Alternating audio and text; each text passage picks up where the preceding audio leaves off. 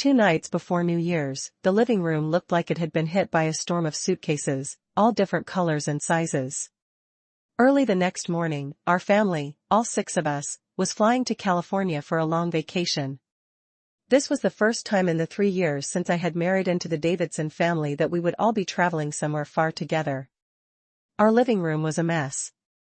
Carol, my mother-in-law, was busy ordering my father-in-law, Arthur, to stand 2 enormous suitcases neatly against the wall.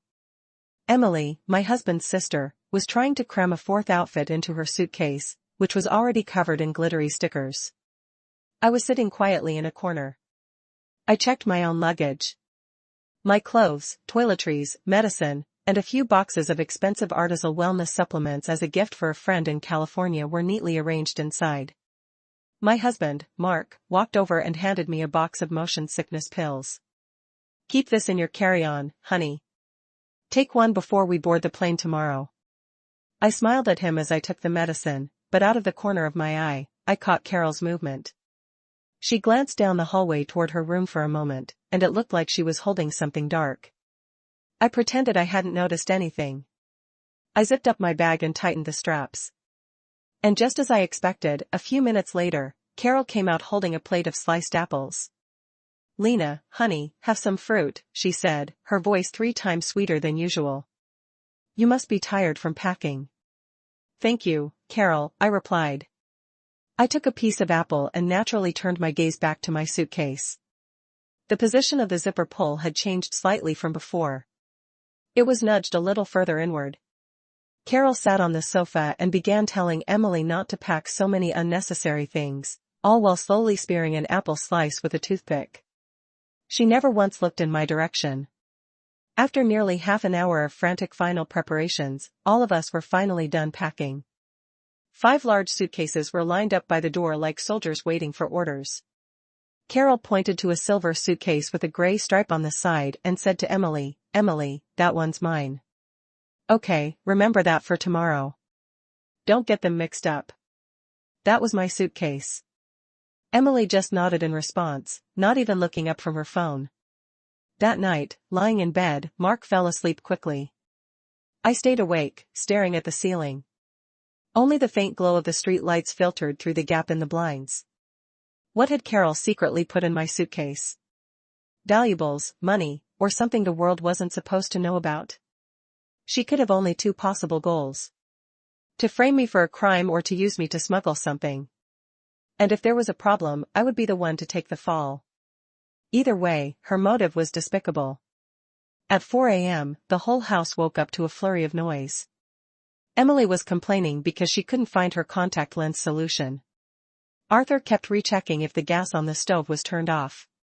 Carol counted the passports and plane tickets inside her small handbag several times. When I came out of the room after getting dressed, Carol met me holding my coat. "Lena, honey, it's cold outside. Put this on." I took the coat, and as I put it on, I gently felt the pockets empty. But near the armpit, I felt a tiny hard lump sewn into the lining. You wouldn't notice it unless you were specifically looking for it. I continued putting it on as if I felt nothing and zipped it up. The airport shuttle we had booked was already downstairs. The driver helped load the 5 large suitcases into the back. Carol never strayed from my suitcase's side, constantly pressing down on it as if she was afraid it might run away. Emily was the last one to get in the van, muttering, "I'm still so sleepy." The vehicle traveled along the highway toward the airport. Outside, the sky was still pitch black. Carol was sitting diagonally in front of me and using the reflection in the van's window, she was secretly watching me. I leaned on Mark's shoulder and pretended to be asleep. But in my mind, I was clearly replaying what I had done at 3 a.m. when everyone was in their deepest sleep. I had tiptoed into the living room, and using a hairpin, in just 30 seconds, I swapped the luggage tags and the unique ribbons tied to my and Emily's suitcases. My suitcase now had Emily's glittery luggage tag and was tied with her favorite pink scarf. Meanwhile, her suitcase was now covered by my old drab gray waterproof cover and was sitting quietly where my bag had been. "Carol, I thought the surprise you worked so hard to prepare is about to be returned to its rightful owner." The lights in the domestic departure terminal were bright, and it was more crowded than we expected. Carol was rushing as if the plane would leave us behind if we were a second late. The line at the check-in counter was long. Arthur held our IDs while Carol kept her eyes glued to the 5 suitcases as they were tagged one by one and placed on the conveyor belt. "Mom, my suitcase," Emily suddenly shouted, pointing at the conveyor belt.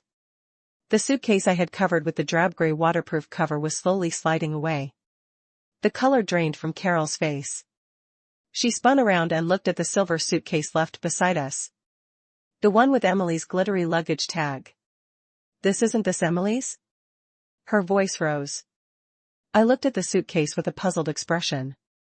"Oh, that one's mine, Carol. Didn't Emily's just get checked in?" I pointed at the conveyor belt. "See, it has the tag."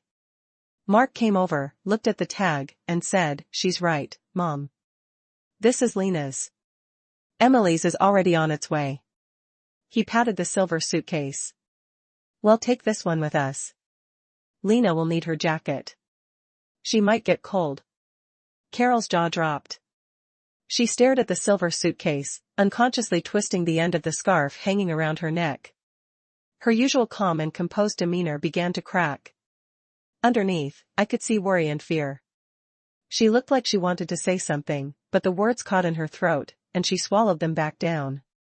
How did this happen?" she kept whispering. "Oh, Mom, you're probably just stressed out and got confused," Emily said, linking her arm through her mother's and pulling her along. "Come on, we still have to go through security. We might be late."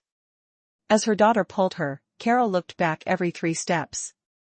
Her soulless eyes were stuck to the silver suitcase until Arthur called out from ahead, "Carol, hurry up." Only then was she forced to turn forward, but her steps were unsteady. The line for the security check was also long. We placed our carry-ons in the plastic bins and took off our coats. Carol's movements noticeably slowed when it was her turn. She held on tightly to her coat, hesitating. A young TSA agent said politely but firmly, "Ma'am, please place your coat in the bin as well." Only then did Carol seem to snap out of it and quickly tossed her coat into the bin. The moment she walked through the metal detector, a sharp alarm blared. A female agent politely asked her to step aside while she checked her with a handheld scanner. When the scanner passed over her waist, it beeped again. Carol's face turned as white as paper. "Ma'am, do you have anything in your pockets?" the agent asked. Carol hurriedly fumbled through her coat pockets and after a moment pulled out a couple of quarters. "Oh, I forgot about these." The agent nodded, scanned her again, and let her pass. In that short time, our family had already made it to the other side of security, collecting our things and waiting for her. Emily looked annoyed, scrolling through her phone. Mark whispered to me, "Mom seems really on edge. Her hands are shaking." I watched Carol walk toward us. Her steps seemed heavy. There were beads of sweat on her forehead. The first thing she looked at was the silver carry-on I was holding. Her eyes narrowed and then quickly darted away as she pretended to adjust her handbag. "Oh, I'm really getting old." Panicking over a simple trip, she forced a smile, but her voice was. Arthur patted her on the back. "It's okay. It's okay. We're here now. Let's go wait at the boarding gate." As we walked to the gate, Carol fell into step beside me several times, looking like she wanted to say something, but hesitating. Finally, she lowered her voice and leaned in. I could smell the strong scent of the cold cream she used. "Lena." Her voice was strained and full of anxiety. That carry-on of yours. Have you been holding it the whole time? No one else touched it?" I turned and gave her a perfectly gentle smile. "Don't worry, Carol. I've had it with me the entire time." "Why? Is there a problem?" Nothing. Nothing," she answered quickly. But her eyes, like hooks, scanned the suitcase one more time. "Take care of it, okay? Take good care of it.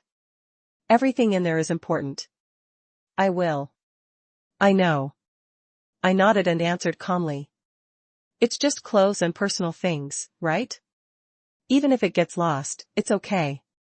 We can just buy new things there." The corner of Carol's mouth twitched, and she couldn't speak. Her steps grew even heavier. She would occasionally glance at the flight information on the screen and then in the direction of the TSA inspection area in the distance. Her fingers fidgeted restlessly. I knew exactly what she was afraid of. It wasn't losing the luggage she feared, but its contents being revealed to the world. Many passengers were already seated at the boarding gate. Mark bought coffee while Emily listened to music on her headphones watching videos. Arthur was reading a magazine. Carol couldn't sit still. She would stand up, check the boarding time on the screen, sit back down, and tighten her grip on the handbag in her lap. I placed the silver suitcase by my feet, leaned against it slightly, and started checking work emails. My posture was completely relaxed. Out of the corner of my eye, I could feel Carol's stare like a burning needle repeatedly pricking the suitcase. An announcement echoed through the terminal, stating that boarding for our flight was beginning. Since we were in business class, we had priority. Carol nearly jumped out of her seat. Let's go. Hurry up. We need to get on board right away so I can relax, she said. Her panic was far beyond normal. Carrying our carry-ons, we entered the jet bridge after our tickets were scanned. We walked down the corridor toward the plane. At the very moment we were stepping through the aircraft door, we heard a faint commotion from the direction of the TSA inspection area. It wasn't loud, but it was audible if you were listening for it. I didn't stop and continued inside. A flight attendant smiled and pointed us to our seats. Carol sat by the window, practically pressing her face against the glass, staring back in the direction where the jet bridge connected to the terminal. Under the dim cabin lights, her face was ashen. She gripped the armrest so tightly her knuckles turned white. The airplane door closed with a heavy thud. The flight attendants began their safety demonstration. Carol suddenly turned to look back across the aisle. At that moment, I was carefully placing the silver suitcase in the overhead compartment. Then I calmly sat down and fastened my seat belt. She saw the suitcase neatly stowed. And then she looked at me. The muscles in her face twitched several times. A mixture of intense confusion, anxiety, and a fear she could no longer control brewed in her eyes. The plane's engines hummed to life, and it began to move along the runway. The object she had worked so hard to smuggle was now safely stored in the overhead compartment above her own daughter. Meanwhile, her daughter had checked luggage once mine, that contained a shocking surprise. The plane picked up speed and took off. I felt my body lighten. Suddenly, Carol covered her mouth and gagged. A cold sweat dripped from her temples. This wasn't motion sickness. The plane climbed steadily above the clouds. Outside the window, the sun broke through. The flight attendants began serving drinks. Carol asked for warm water, but her hands were shaking so badly that the cup and saucer clinked together, creating a faint, rattling sound. Mark leaned over, concerned. "Mom, are you okay? You look so pale." "I'm fine." Carol abruptly set the cup down, splashing a few drops of water. "My chest just feels a bit tight. I'm probably just tired." Her gaze kept uncontrollably darting to the overhead compartment above me before quickly looking away as if she'd been burned. The silver suitcase remained silent in the darkness. I accepted a glass of orange juice from the flight attendant and smiled at Mark.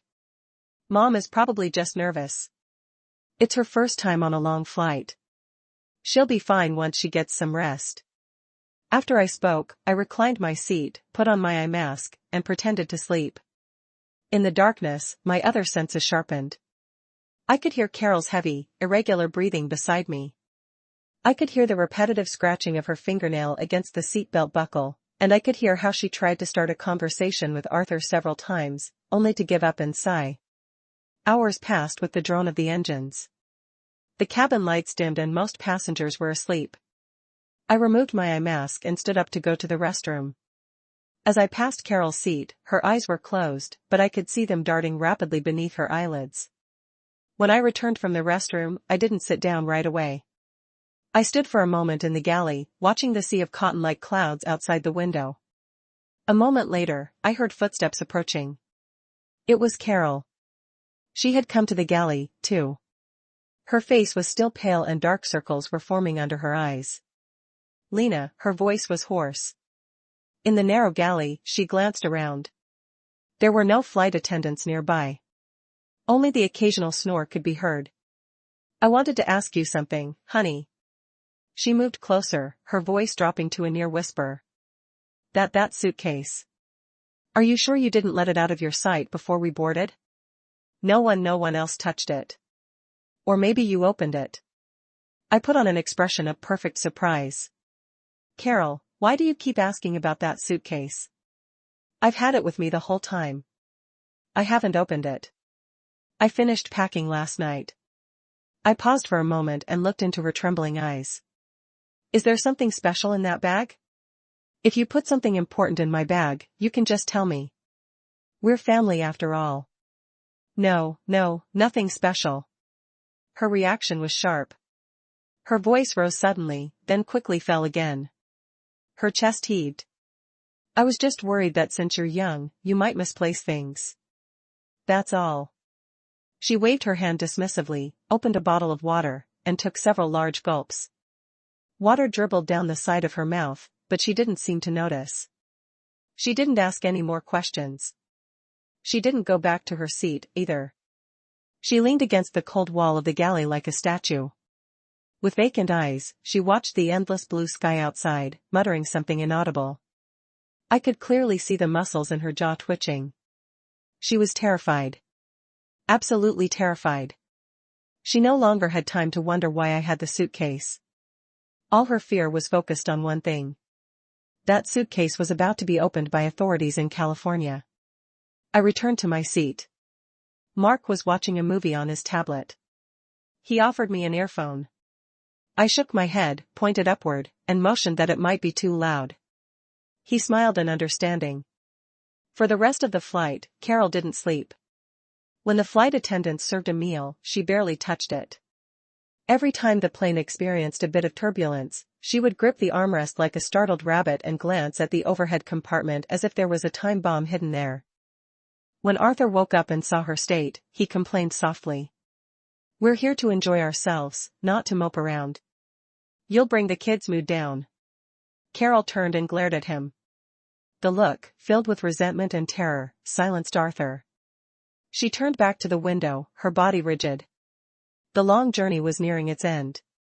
The captain's announcement came on. In 40 minutes, we would be landing. The flight attendants asked everyone to straighten their seats and fold up their tray tables. The cabin buzzed with the sounds of people getting their things in order. The passengers were cheerful, full of anticipation for their vacation, but Carol, as if hearing a death sentence, began to tremble uncontrollably. She kept unbuckling and rebuckling her seatbelt, then suddenly stood up and tried to open the overhead compartment. Ma'am, please remain seated and fasten your seatbelt. The plane is now descending. A flight attendant quickly approached and stopped her. Her voice was polite but firm. I just need to get my coat. I'm freezing. Carol's voice trembled. I'm sorry, ma'am, but you cannot open the overhead compartments at this time. It's for your safety. The flight attendant stood in her way. Carol stood there, staring at the silver suitcase just within reach, yet so far away. Her face was a mask of desperation. She slowly returned to her seat, her fingernails digging deep into the leather of the armrest. The plane began its descent and we felt the change in pressure. Emily complained that her ears hurt and chewed some gum, but Carol seemed to feel nothing. She just bit her lower lip so hard she could taste blood. Outside the window, the landscape became clear. Green fields, charming towns, winding rivers. The plane touched down on the runway with a slight jolt and a roar. We had finally arrived. Yes, Emily exclaimed. The plane slowly taxied toward the terminal. Passengers switched on their phones in unison. Carol took hers out, too. The light from the screen illuminated her bloodless face. Her fingers trembled over the screen. She tried to make a call several times, but kept stopping. Finally, she helplessly lowered the phone and covered her face. Her shoulders began to shake uncontrollably. It wasn't loud sobbing, but a silent despair that seemed to come from the very marrow of her bones. The door opened and fresh air streamed in. People rushed to stand up and grab their belongings. I stood up, carefully opened the overhead compartment, and took down the silver suitcase. Carol's gaze, as if pulled by a magnet, was fixed on the suitcase's zipper lock. Holding the suitcase, I said to her, "Carol, we're here. Let's go." She didn't move. Arthur nudged her. "Carol, what are you doing? Let's go." Only then did she seem to wake from a dream and quickly stood up, but she lost her balance and nearly fell. Arthur caught her. She pushed her husband's hand away and shakily followed us out of the plane and into the corridor.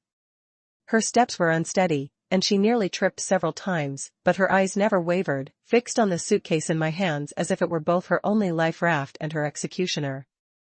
As we headed toward baggage claim, she gradually slowed down until she was lagging behind everyone. From up ahead, Emily called out, "Mom, hurry up. We still have to get our checked bags." There were crowds of people around the baggage carousel. With a single glance, I spotted the suitcase with the drab gray waterproof cover sitting alone in the inspection area off to the side.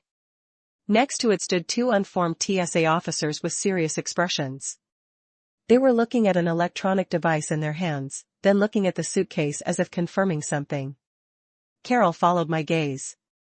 It was as if all the bones in her body had suddenly dissolved, and she froze on the spot.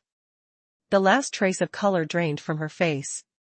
Her mouth fell open and a hoarse sound escaped her throat, but no words came out.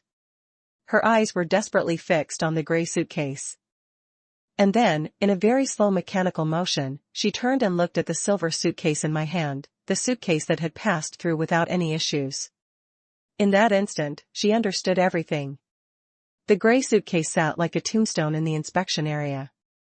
The two officers stood stiffly, their hands resting near the equipment on their belts. As they watched the crowd retrieving their luggage, they were looking for the owner.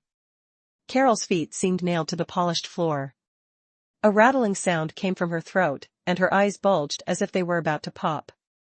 Her gaze shifted manically between the silver suitcase in my hand and the distant gray one. The last forced composure on her face completely crumbled, leaving only naked, uncomprehending shock and the colossal terror that followed. Emily was the first to move. She pushed a cart and walked happily toward the carousel, humming a little tune. She didn't notice the inspection area and didn't see the suitcase that was supposed to be covered in glittery stickers. She was looking at her phone, probably checking the weather. "Emily." Carol suddenly let out a short, ragged scream as if she had poured all her remaining strength into it. Emily was startled and looked up. "Mom, what's wrong? Why are you being so dramatic? Don't go over there." Carol stretched out her hand, but it was shaking so violently that she couldn't point properly. She didn't know whether to point at the inspection area, at me, or at the approaching carousel. "How am I supposed to get my stuff if I don't go over there?" Emily replied, not understanding her mother. She thought her mom was losing her mind, so she rolled her eyes and kept walking. "Come back." Carol's voice cracked, catching the attention of people nearby. She tried to chase after Emily, but stumbled and nearly fell. Arthur caught her.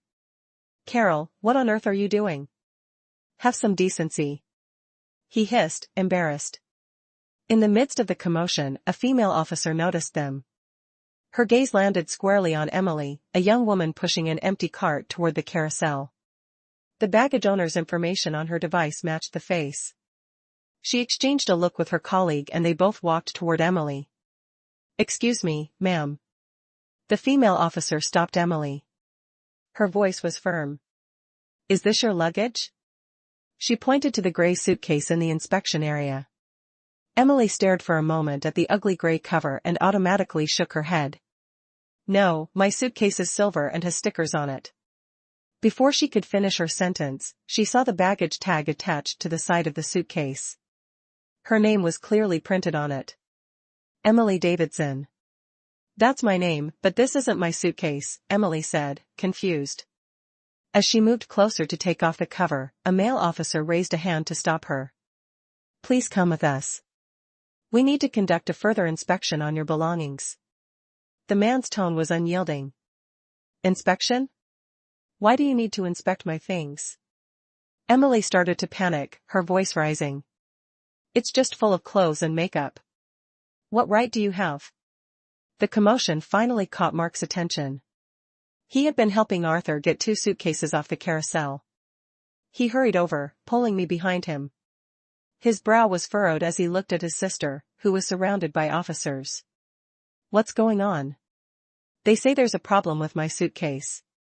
They want to open it," Emily complained as if she had found an ally. Her face was full of indignation. "And why is my bag this ugly color? The airline must have made a mistake." Carol saw the 2 officers leading Emily toward the inspection table. When she saw them place the gray suitcase on the tabletop, she suddenly broke free from Arthur's grip and lunged forward like a fish flopping on land, screaming and crying. "Sir, ma'am, you're making a mistake. That's not my daughter's. That's not my daughter's bag. It belongs to my daughter-in-law, Lena. You should be inspecting her things." She pointed at me, her finger trembling from extreme emotion and fear.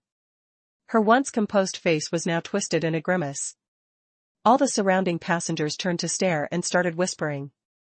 The 2 officers paused and looked at me, then at the seemingly crazed Carol.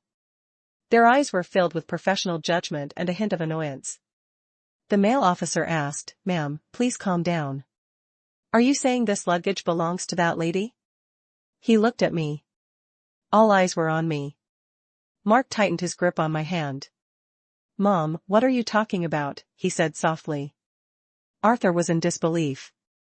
Emily's eyes widened, her gaze shifting between her mother and me. Stunned, I met Carol's burning, desperate glare. I took a step forward, my face showing clear confusion and hurt.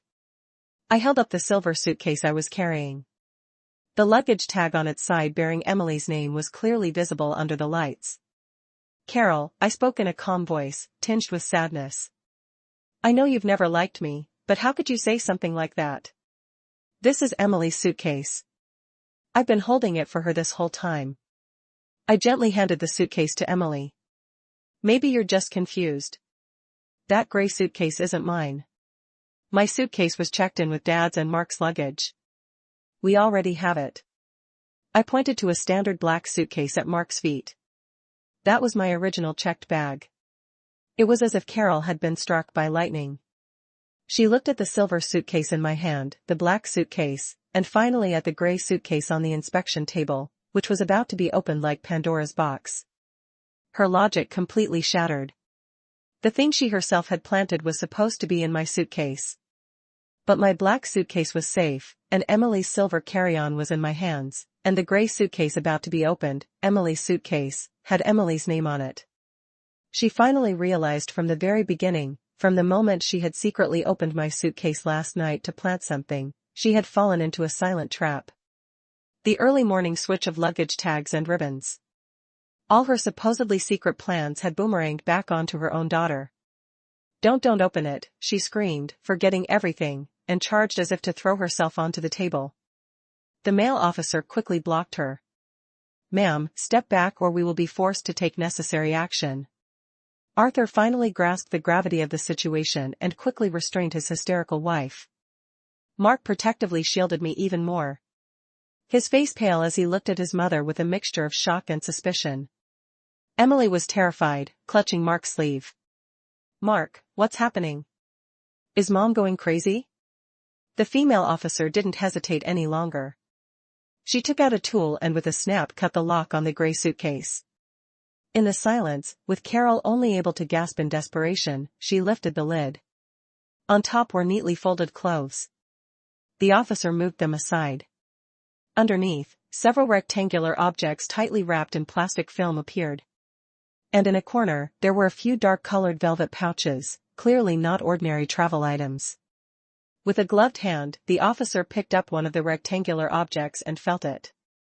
She opened a small pouch and pulled out several rough, uncut gemstones that glittered under the airport lights. Murmurs of shock rippled through the crowd. The male officer immediately spoke into his radio, his voice quick and clear. "Suspected undeclared raw gemstones and controlled substances found, requesting backup." Carol watched as those items were brought out one by one, her soul seeming to be sucked out of her, her body went limp, and if Arthur hadn't been holding her, she would have collapsed. The last hint of human color vanished from her face. Her lips trembled, tears and snot mixing on her face. Her eyes lost focus, and she repeatedly whispered, "It's over, my daughter, Emily. It's over." When Emily saw the things that came out of her suitcase, she turned pale. "That's not mine. I've never seen any of that stuff before," she shrieked. "Mom, say something. What is going on?" Backup arrived quickly and secured the scene. As the person whose name was on the luggage tag, Emily had to go with them for questioning. She was crying and trying to explain.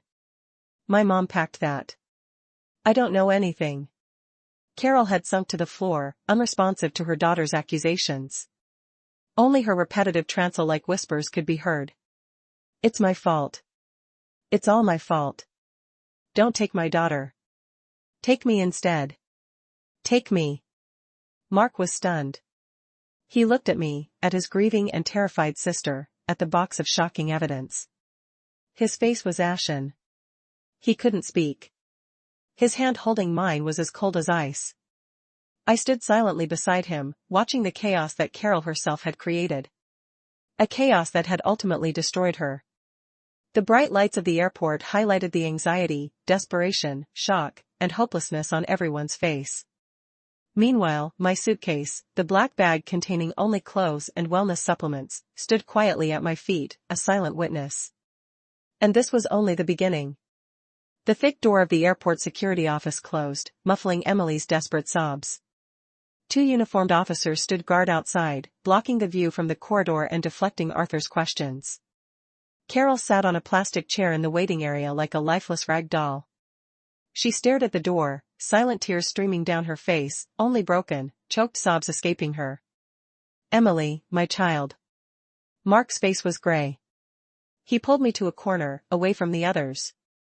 His voice was low, but couldn't hide its tremor. "Lena, what did Mom really put in the suitcase?" "Those things." He had clearly seen the items they'd taken out, things that were obviously not ordinary. I shook my head, my face a mask of matching shock and gravity. "I don't know, Mark. I honestly don't know." I squeezed his cold hand. Could she have been trying to smuggle something dangerous? She was so scared of getting caught, so maybe. I left the sentence unfinished, leaving enough space for his imagination. Mark's thoughts were in turmoil. He looked at his catatonic mother and the closed door. Behind it was his sister, whom he had always protected. He swallowed hard, veins popping on his forehead. How could she use Emily as a shield? Her own daughter, he said the words in a near whisper. The feeling of being betrayed and used by the person closest to him was slowly eroding the trust and respect he had for his mother over the years. Arthur tried to talk to the officers, but it was useless. He was sweating with anxiety, but the only answer he received was, "Please wait patiently. Please cooperate with the investigation." He came back and looked at his lifeless wife. For the first time, he showed open anger and disappointment. "Carol, tell me the truth. What kind of things did you put in Emily's suitcase? You're ruining your daughter's life." Carol's whole body trembled at her husband's shout. Her unfocused eyes briefly met his. Her lips quivered, but she couldn't form a complete sentence. She wanted to explain, to say that the suitcase wasn't really for Emily, but the evidence was undeniable. The tag was Emily's and it had come out of baggage claim addressed to Emily. Even the waterproof cover now looked like a deliberate deception. She whipped her head around and glared at me, her eyes filled with resentment.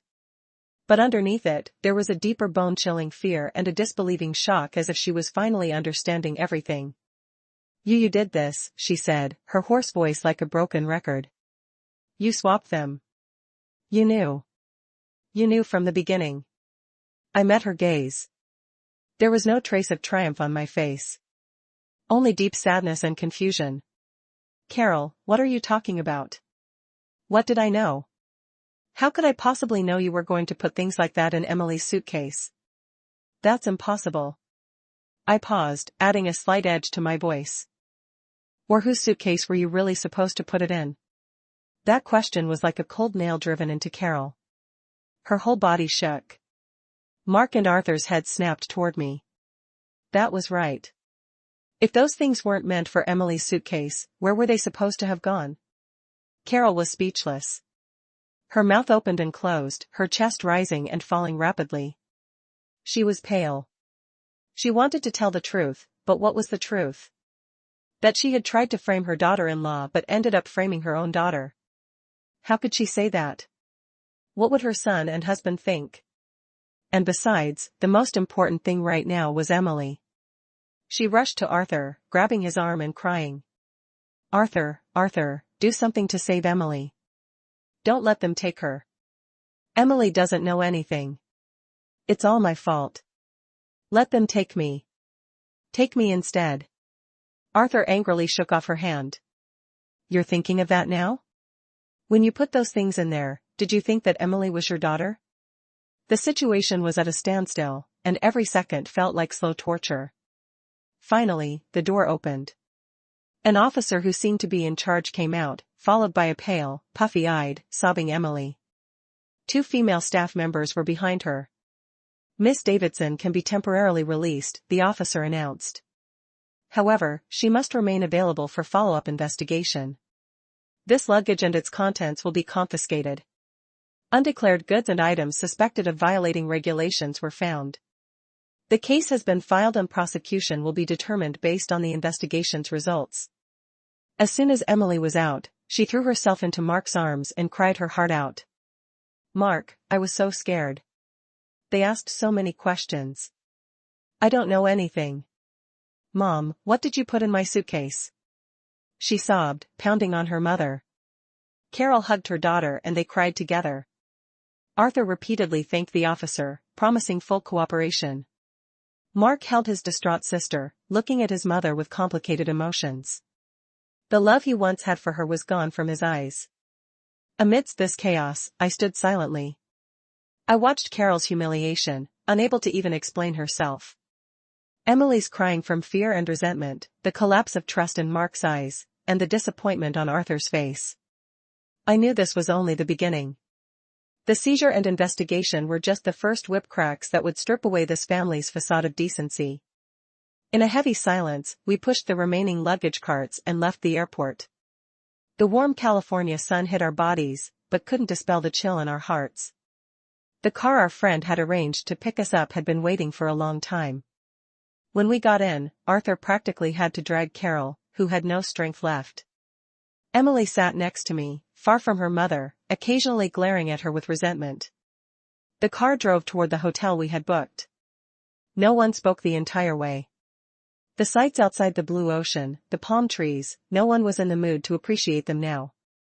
When we arrived at the hotel lobby, as we were checking in, Carol's cell phone rang.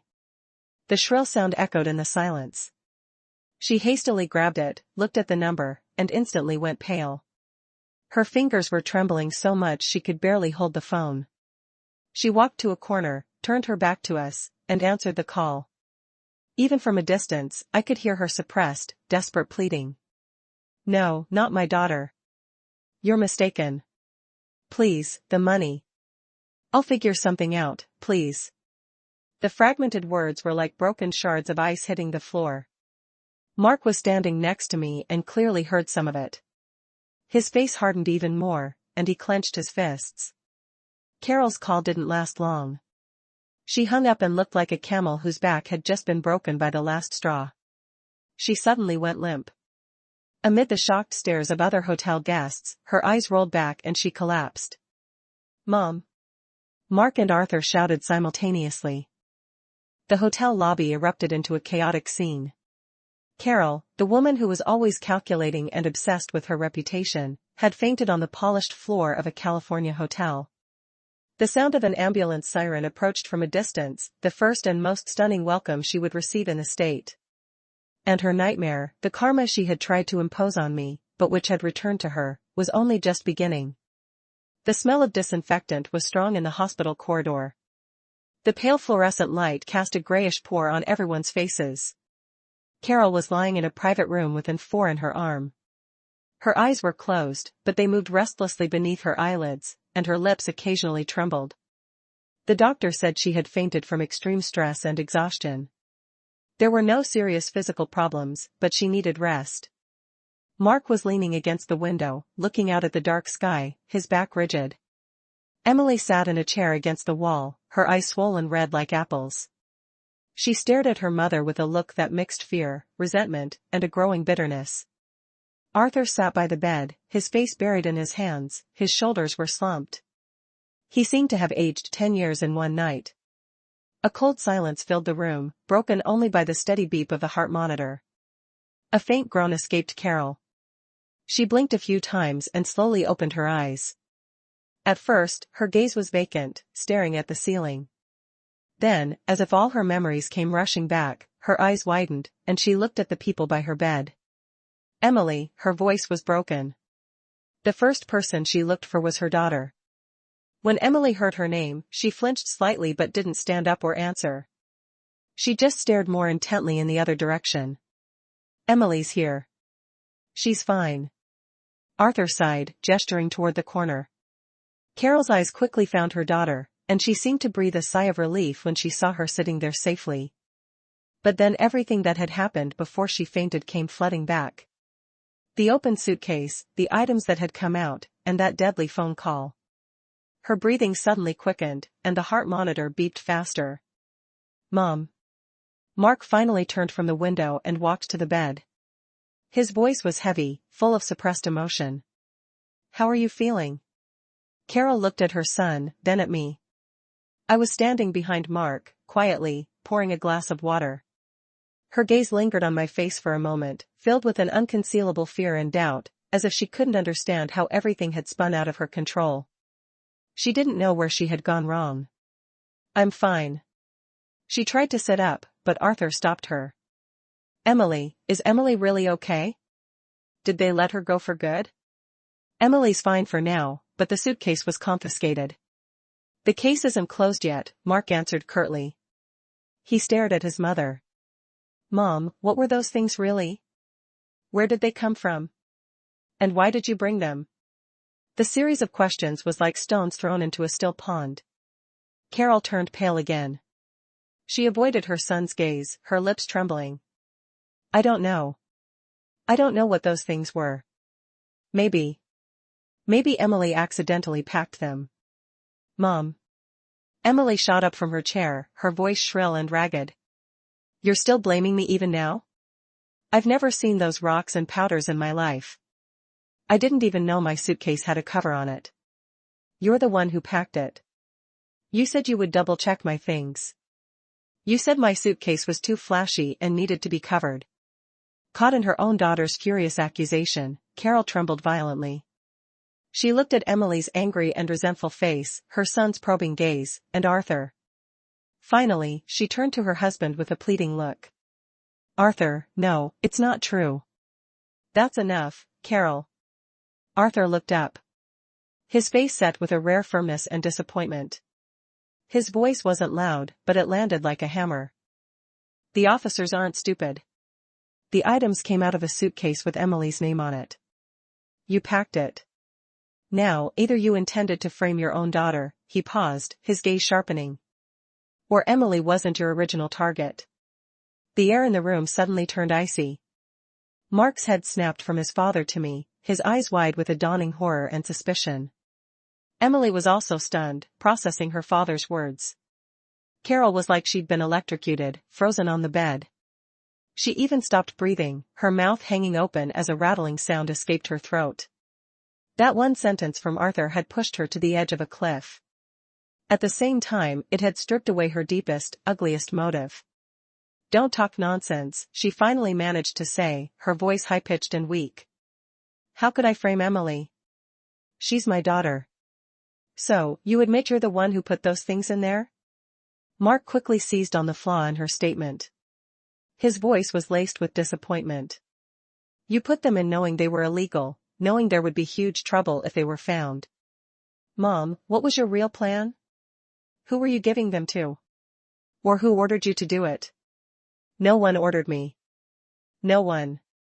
Carol shook her head frantically, jostling her forced stand. It was just me. I was stupid. A relative just asked me to bring some local products. I didn't know it was so serious. I was scared to put them in my own suitcase. I thought maybe they don't inspect kids' luggage as closely. So, you chose Emily, Mark said coldly. Or maybe your first choice was Lena. When the last name came out, the room fell silent again. All eyes turned back to me. I sat down the water pitcher and looked up, my face showing clear shock and a touch of pain. I looked at Carol and spoke very softly, but loud enough for everyone to hear. Carol, were you planning to put that in my suitcase? My tone wasn't angry, only one of disbelief and hurt. Such a reaction was more powerful than any shouting match. Carol's face turned ashen gray. She looked at me, the daughter-in-law she had always looked down on, whom she felt was unworthy of her son, and I was now looking at her with clear, wounded eyes. She wanted to deny it, but Mark's and Arthur's gazes were like knives pointed at her. If she admitted it, she would be admitting that she had intentionally tried to frame her daughter-in-law. She was trapped. A coldness spread through her entire body. An invisible net had entangled her, and the more she struggled, the tighter it became. No, not me, she whispered nonsensically. Tears streamed down her face. This time, it wasn't an act. These were real tears of intense fear and desperation. Mark, son, believe, Mom. I would never hurt anyone. I just die enough, Mom. Mark cut her off. The last trace of warmth had vanished from his eyes, replaced by deep fatigue and judgment. Are you still not going to tell the truth? That phone call, the one before you fainted. Who was that? Who were you begging not to touch your daughter? Was that the relative who asked you to bring some products? Would they have you pleading like that? With that barrage of questions, Carol completely broke down. She covered her face and sobbed, her cries echoing in the quiet room, full of despair and regret. But whether that regret was for harming her daughter or for the fear of her own failed plan, only she knew. Emily saw her mother's state, and the resentment on her face slowly gave way to a complex numbness. She slowly sat back down, hugged her knees, and didn't look at her mother again. Arthur sighed deeply, and turned away. Mark came to my side and took my hand. His hand was cold, but his grip was firm. He looked at me and in his eyes there was regret, relief, and an unspoken joy that I was safe. A relief that it wasn't me who had been harmed. I said nothing and squeezed his hand back. I looked out the window. The sky was turning a dark indigo. In the distance, the city lights twinkled like scattered diamonds. Carol's sobbing gradually subsided into broken whimpers. She knew that her authority and the image she had built in this family for years had been confiscated along with those illegal goods, the ugly contents underneath exposed, and the real storm hadn't even arrived yet. The person on the other end of that phone call wouldn't forgive her just because she fainted. A new day was dawning, but for Carol Davidson, morning was still a long way off. This night in the hospital was just a brief respite before the judgment. Carol's crying finally faded to a last ragged breath. The room was filled only with the steady beep of the machine and the faint hum of traffic from outside. Everyone's face was etched with exhaustion and a numbness as if they had been cut by the shards of truth.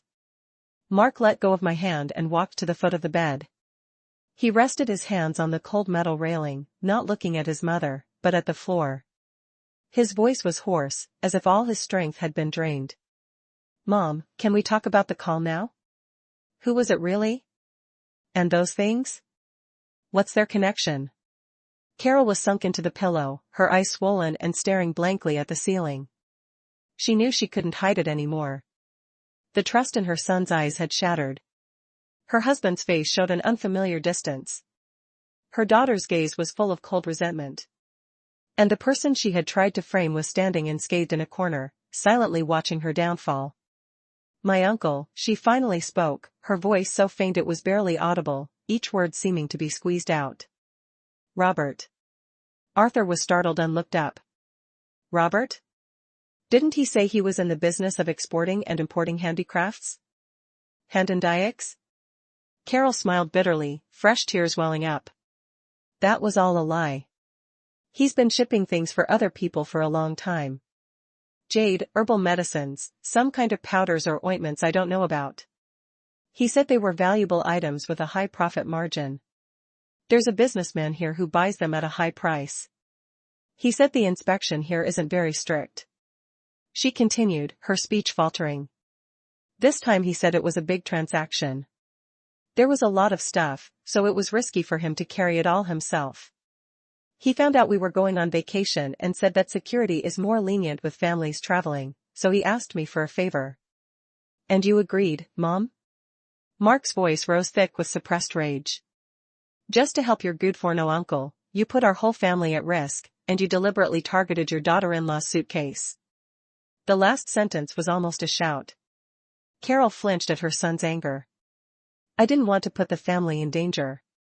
Robert said it was well packaged and wouldn't be discovered. I just thought that if it was all in one suitcase, then